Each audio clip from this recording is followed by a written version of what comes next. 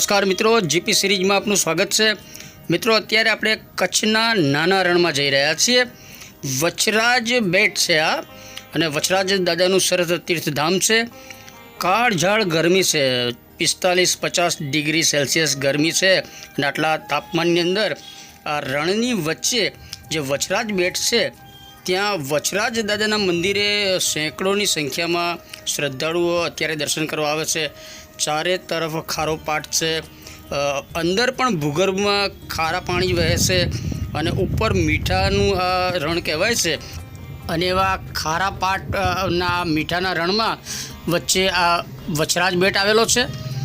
અહીંયા મીઠા પાણીનો જળસ્ત્રોત ભૂગર્ભમાંથી નીકળે છે, એટલે કચ્છના નાના રણમાં વચ્ચે આ વીરડી કહી શકાય એવો આ ટાપુ છે, બેટ આપણે કહી શકાય। ચારે બાજુ દરિયો અને પાણી ભરાઈ જાય, અને આ જગ્યા સલામત હોય છે। અહીંયા વચરાજ દાદા જે ગાયોની રક્ષા માટે શહીદી વહોરી હતી, જે વીરગતિ પામ્યા હતા, એવા એ વચરાજ દાદાનું એટલે કે વાછડા દાદાનું ધડ અહીંયા શાંત થયું હતું, અને ત્યાં અહીંયા એમનું મંદિર બનાવાયું છે, અને મંદિર નવું હમણાં પુનઃનિર્માણ થઈ રહ્યું છે।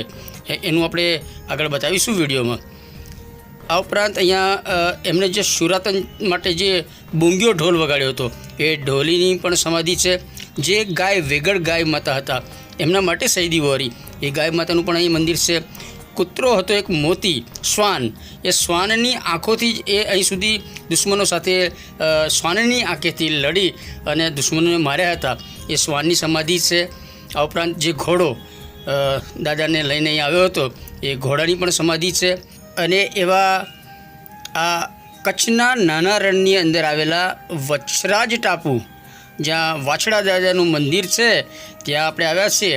અને આ કાળઝાળ ગરમી અત્યારે તમે જોઈ રહ્યા છો, ભયંકર ગરમી વચ્ચે અહીંયા સરસ મીઠું પાણી કુદરતી રીતે ઉપલબ્ધ થાય છે। પરંતુ એ સાથે વચરાજ દાદાની આ જગ્યાએ જૂનાગઢથી સેવાભાવી સંસ્થા આવ્યા છે, અને ટન બંધ શેરડી લઈ આવ્યા છે અહીંયા, અને શેરડીનો તાજો રસ કાઢી બધા શ્રદ્ધાળુઓને અત્યારે પીવડાવે છે। એ આપણે બ્લોગમાં બતાવીશું।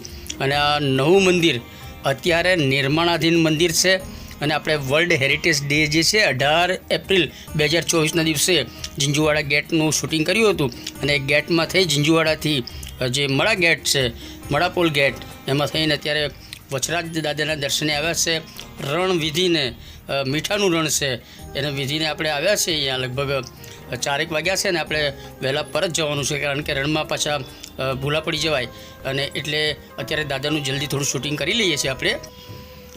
અને આ મૂળ જગ્યા છે જ્યાં વચરાજ દાદાનો દેહ શાંત થયો હતો, એ જગ્યા છે। આ મૂળ જગ્યા જે છે તે યથાવત રાખી, અને એની આજુબાજુ મોટું મંદિર અત્યારે નિર્માણાધીન છે।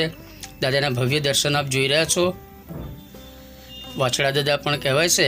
અને એની જે કથા છે એ આપણે અહીંના ટ્રસ્ટના પ્રમુખશ્રી પાસેથી બીજા વ્લોગમાં જાણીશું।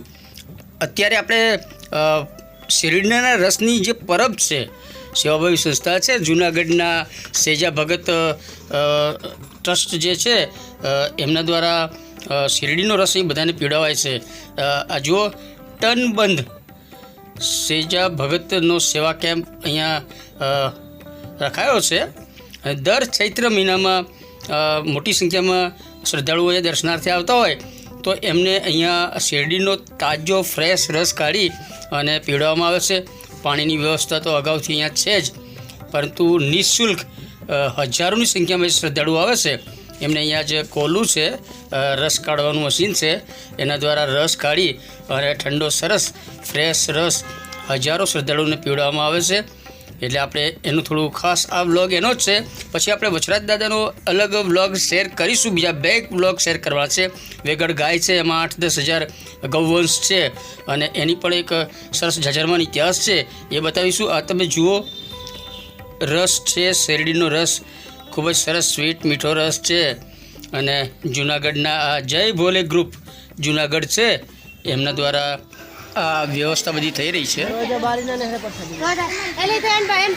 શેરડીનો રસ છે એમ? એટલે દાદા તરફથી પ્રસાદી રૂપે જૂનાગઢથી જૂનાગઢનો કેમ્પ છે, બરોબર।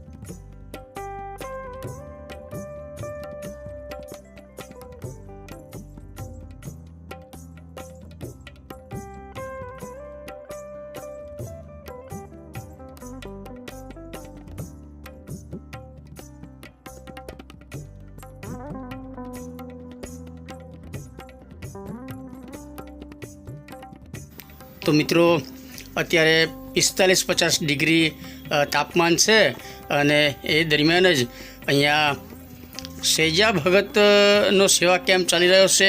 પાછળ તાપ જો કાળઝાળ ગરમી છે, મીઠા પાણીની વ્યવસ્થા અહીંયા છે જ, પરંતુ અહીંયા આવનાર શ્રદ્ધાળુઓ માટે આ સેજા ભગત કેમ્પ દ્વારા જય ભોલે ગ્રુપ છે અને એમના દ્વારા શેરડીનો સરસ તાજો રસ આ બધા શ્રદ્ધાળુઓને આપવામાં આવે છે. અને આ સેવા દાદાની સેવા માટે શેરડીનો રસના શેરડી આ બધી તમે જ લાવ્યા છો? બરાબર. શું નામ પેલા છે? એમનું નામ મેન છે દાદા સેજા ભગત દાદાના જુનાગઢ. કેટલા ટન ઉતારતા છે? જય ભોલેનાથ ગ્રુપ. કેટલા ટન ઉતારી? હા, 2016થી આ સેવા ચાલુ છે. બરાબર. અને આ ચૈત્ર મહિના દરમિયાન એવું હોય છે?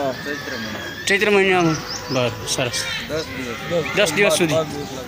યસ. એક ટન મિત્રો, આ શેરડીના રસના પર્વની વાત થઈ અને પાછળ દાદાનું મંદિર બની રહ્યું છે. એમના આંગણમાં જ આ એક ઝાડ છે અને ત્યાં સંતાન માટે જે લોકોએ બાધા માની હોય અને બાધા પૂર્ણ થાય એટલે પોતાના સંતાનનો એક ફોટો લેમિનેશન કરી ફ્રેમ સાથે આ વૃક્ષ ઉપર ટીંગાડી જાય છે.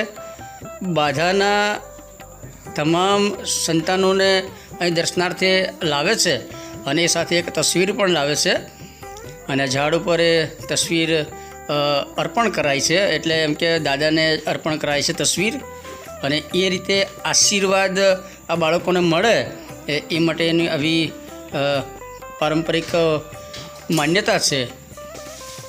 અને કોઈને જે મનોકામના હોય, સંતાન સિવાય કોઈને વાહન ગાડી લેવી હોય અને એની માનતા પૂરી થઈ જાય તો એ ગાડીનો પણ અહીંયા ફોટો લેમિનેશન કરીને લગાવે છે.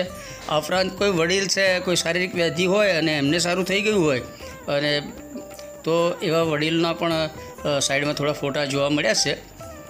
બાકી લગભગ તો સંતાનની બાધા માટે જો વધારે વછરા દાદાને ત્યાં દંપતી આવતા હોય છે અને કાર્ય સિદ્ધ થયે અહીં તસવીર લગાવે છે. તમે જુઓ પાછળ વછરાજ દાદાનું સરસ મંદિર અત્યારે બની રહ્યું છે અને આ ગુંબજ, સાઈડનો એક ગુંબજ છે, એ ગુંબજ બનાવાઈ રહ્યા છે. ખૂબ જ સરસ દાદાનું ભવ્ય મંદિર બનશે અને આપણે આ મંદિરનો બીજો વ્લોગ શેર કરવાના છીએ, એ પણ જરૂર જોજો. અને જે ઝાડ છે એની બીજી સાઈડ આપણે ઢોલીની જે સમાધિ છે એ તરફ આ ઝાડ બધા વૃક્ષ છે, ત્યાં અહીંયા આ એક પથ્થર ઉપર બીજો પથ્થર, એની ઉપર ત્રીજો પથ્થર, એવી રીતે આ પથ્થર ગોઠવેલા છે. આ એક પોતાની માનતાના પથ્થર છે. મકાન જેને બનાવવું હોય એવા લોકો પોતાની મનોકામના એ વ્યક્ત કરે છે, એટલે પોતાની ઈચ્છા વ્યક્ત કરે છે કે મારા 2 માળનું મકાન બનાવવું છે. જેટલા પથ્થર મૂકે એટલા માળનું મકાન એમને બને એવી માન્યતા છે. અને જેટલા માળનું મકાન બનાવવું હોય એવી મનોકામના એ વ્યક્ત કરી હોય અને મકાન પૂર્ણ થશે પછી એ લોકો બાધા પૂરી કરવા આવશે.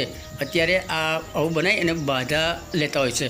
તો મિત્રો, આ સાથે આપણે કચ્છના નાના રણમાં આવેલા વછરાજ દાદા, વછરાજ બેટ ઉપર શેરડીના રસની પરબ સેજા ભગત જુનાગઢ કેમ્પ દ્વારા આપવામાં આવી રહી છે એ શેર કરી રહ્યા છે.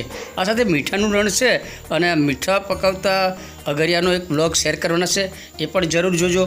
મિત્રો, આવા વિડીયો જોવા માટે આપ જીપી સિરીઝ ચેનલ સબસ્ક્રાઈબ કરો. જય વછરાજ દાદા.